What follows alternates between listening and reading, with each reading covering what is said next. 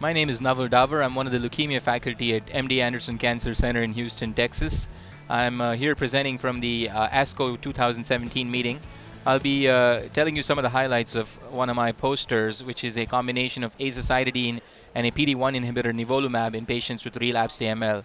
So as most of the oncology community is aware and excited, there has been an explosion of immune therapies, including PD-1, CTLA-4, PD-L1 inhibitors, showing excellent responses and durability in many solid tumors and hematological malignancies.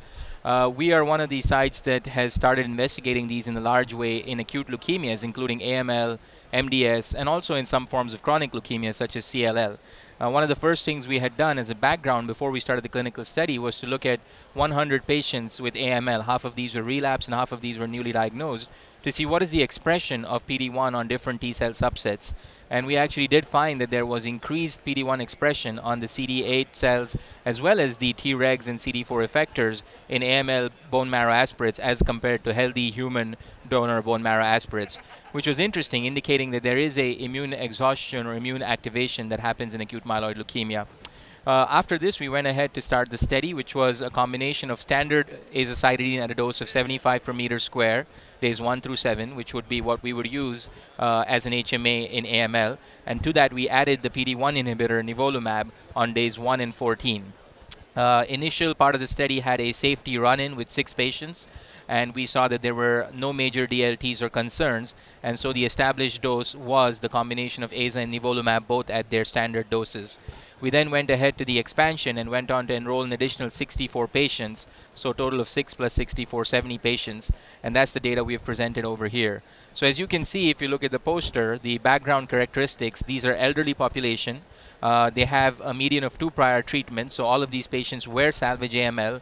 We did not include any frontline AML in this study, although there is an extension of this study now looking in frontline elderly AML. Also, very similar to what we see at Anderson, we did have about 1/3 of population that had adverse cytogenetics. So these are usually the difficult to treat people. And we did have molecular profiling on all of these patients. And we saw that the common mutations were TP53, ASXL1, DNMT3A, of which TP53 is important because it is a high-risk resistant mutation. So what is important in this poster was what was the overall response rate and the durability of the responses. So the response rate, as you can see, is about 32%, which included a majority of CR/CRIs, about 22%, and then hematological improvements, which we only included if they were durable for 3 months or more, and that was about 11%. Another finding that we saw that has been well described in solid tumor was there was a subset of patients who did not achieve a CR/CRI or hematological improvement, but achieved stable disease. And in some cases, this has lasted more than 1 year without transplant, which in a relapsed AML population is quite unique. And we are trying better to define how we would call stable disease in these heme diseases as we have done in other solid tumors with immunotherapies. We then compared what these outcomes looked as compared to using azacitidine or decitabine alone in salvage AML. And what we saw is that the overall response rate that we saw was about double. So in our historical group at MD Anderson treated with AZA or DAC alone in salvage AML, the response rate CR/CRI were 11 to 12%, and in this group we had about 20 to 23%. In addition, the median overall survival as well as the progression-free survival to next treatment were significantly improved. And as you can see in figure 2 in the graphs, especially among patients who were salvage 1 AML, we saw a very encouraging median overall survival of almost 10 months.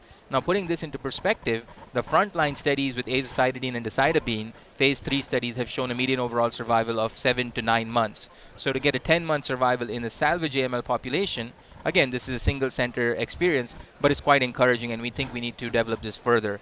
We also did some immune correlatives, and it seems that patients who had higher CD3 and CD8 infiltrate in the bone marrow aspirate to begin with were more likely to have a response, which again goes along with what has been shown in many solid tumor immunotherapy studies. So we expect that in the future we will be able to define maybe biomarkers to select the patients who would benefit most and have a high response rate, allowing other patients who have less T-cell infiltrate at the baseline in their bone marrow to go to molecular or cytotoxic therapies. I will stop here and thank you very much.